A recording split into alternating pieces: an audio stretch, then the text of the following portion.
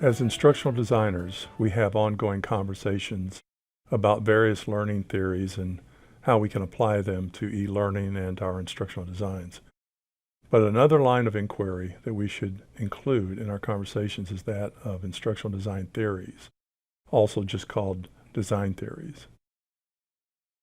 In this short presentation, we'll introduce Reigluth's thinking on this, which may help you differentiate these types of theories as you work through the IDT program.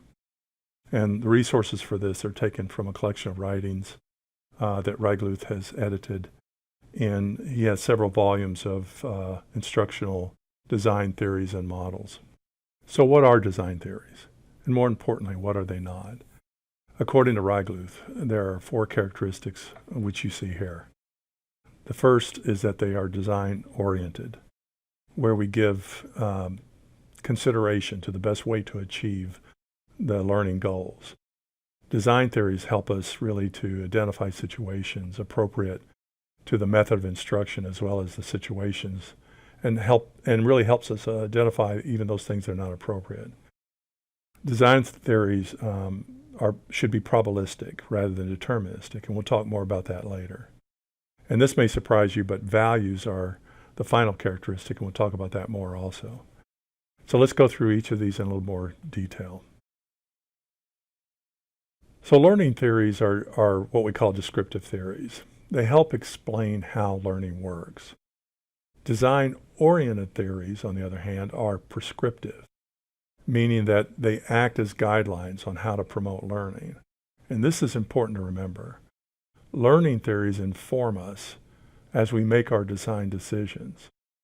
But learning theories are not prescriptive. We have to couple what we know about learning and what learning theories tell us with methods and appropriate situations in order to create a useful design. So you probably know the old saying that if all you have is a hammer, then every problem looks like a nail. Well, an instructional design should help us get past that. Otherwise, we end up using the same instructional design for every situation, which means in some cases it works well, and in other cases it doesn't work well at all.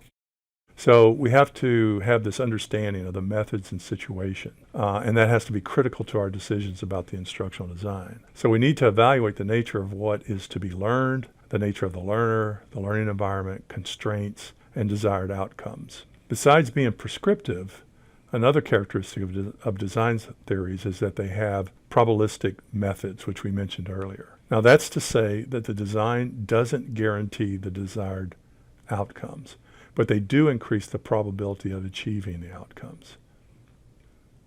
The last consideration of design theories are values, which helps us decide what goals to pursue and how. And a great example of this really, for me anyway, is the medical education curriculum at the University of Kansas.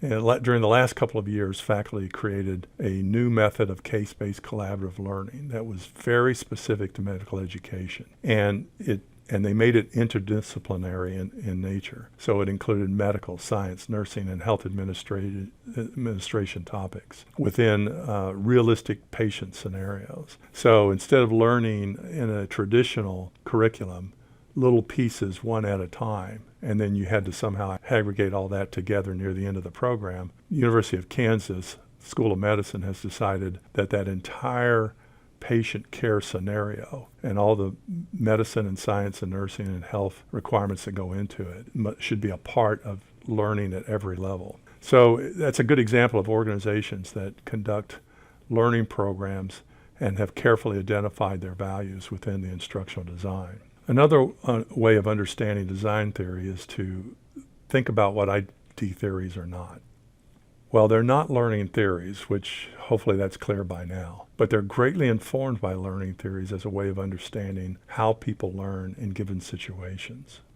Design theories are also not processes, though instructional design processes are really important. And you have all kinds of instructional design processes. And I remember when I was in the Air Force that we were using an instructional systems design that was really, really very detailed. So the design processes are really important to us, and they should be efficient.